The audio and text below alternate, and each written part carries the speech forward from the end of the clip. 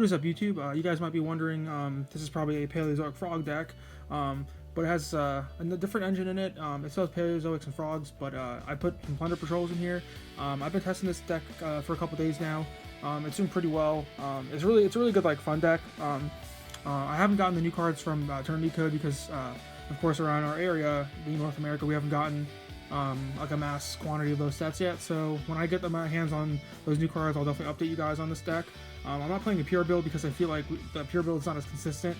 I'd rather like complement it with like traps and like a totally awesome. So without further ado, I'll get on with the deck. I've only been playing Plunderrr Patrol now for, like I said, a couple days, so I'm not familiar with most of like the card interactions. I've just been playing it on like the Rule Book. So you guys can correct me if I say anything wrong about the mechanic. But for starters, I'll briefly go over the frog lineup: 3 swap, 3 dupe, and 3 Ronin. Just standard 8 monsters for any frog variant. I don't need to really go into that because I've already posted a lot about frogs, so you guys can check that other video out if you want to know about the ratios and stuff. And then for Plunderrr Patrol, we play triple Whitebeard and triple Redbeard. They have the same first effect as a quick effect during your opponent's turn. You can target a monster in your extra deck, a Plunderrr Patrol monster, and then special summon it if your opponent has a monster in the grave or field with the same attribute. And I'll get to that more in the monster lineup. But essentially what you can do is, like, if your opponent controls a dark monster, you can tribute one of these guys, summon the dark attribute Plunderrr Patrol monster from your extra deck, and then equip this monster, whichever one you activate its effect, to that monster, if that makes any sense. And they each have a unique effect when they're discarded or sent from the field to the graveyard. This one special summons another one from the deck, and this one can equip himself to a Plunderrr Patrol. So they each have their own unique interactions. This one's a tuner, which comes in handy for the extra deck, which I'll get to later. So yeah, that's the basics of the Plunderrr Patrol monsters. And right now the attributes we have in the extra deck are fire and dark. So as you can imagine, I love playing against anything with Salamangrates or anything with Orcust. Also, the Dino matchup's pretty cool too, because you can suck up their Ash Blossoms, their Alios, stuff like that. So yeah, that's the Plunderrr Patrol lineup. And then when the new support comes out, I'll definitely update you guys on that.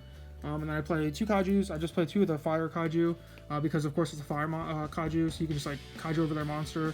I would be playing the Dark one, but I just couldn't find the ones I had. They're somewhere in one of my boxes.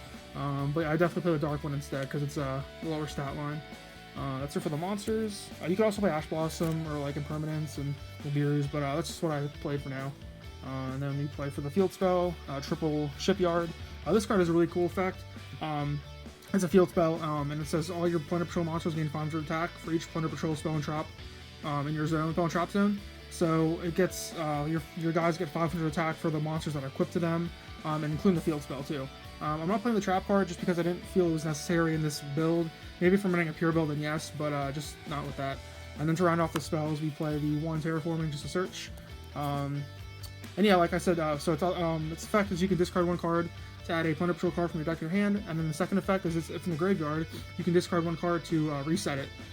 So a lot of times if your opponent like MSTs this or Twin Twisters this, you can just get it back with its second effect and then trigger your Plunderrr Patrols in your hand. And then for traps, we play triple Dynamiscus, we play triple Canadia, and double Illinoids. Or yeah, double Canadia, double Illinoids, and triple Dynamiscus.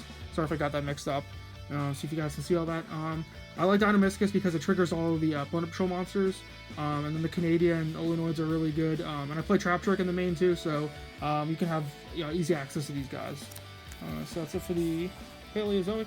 And then just the rest are supporting traps. We play triple Compulse. I've said in a bunch of videos, this is one of my favorite traps right now. Just being able to get rid of your opponent's extra deck monsters. Just really good, especially if you Kaiju them and then compulse the Kaiju back. It's really cool. And you're playing Trap Trick, so accessible as well. We play double Lost Wind. Just really good right now. I think it's really good when you don't know what you're playing against, because who knows what people are playing in this meta, because no one's playing locally, everyone's just playing online, so you can pretty much play whatever you want. 2 Solemn Strike, along with the triple Solemn Judgment. And then I play triple Trap Trick just to round out the traps. So it's 40 cards in the main. I'm not playing a side deck because I don't feel that's necessary. For the extra, we play 1 Toad because it's at 1. One of each of the Paleozoic links, or not links, XYZ monsters. And then for the Plunderrr ships, we play triple of the dark ones. I think it's pronounced Mork. This one says he's a dark, so he comes out if your opponent has a dark monster. And then you can discard one card, then target one effect monster your opponent controls and banish it. So he's pretty cool. And then we play the fire one, which is Bran, I believe that's how you pronounce it, or Brain, whatever you. This is pretty much the same one as the Mork, except it's a fire monster, so you can get out what the fire monster your opponent has, and it banishes spell and traps.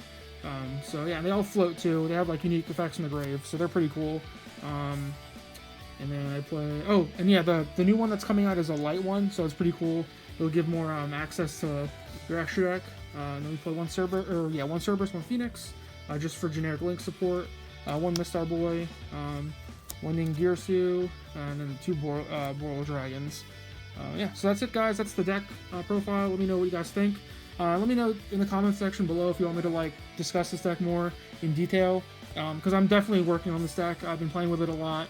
I want to like master it and you know, let you guys know how it works and stuff like that. So yeah, please like the video, comment, subscribe.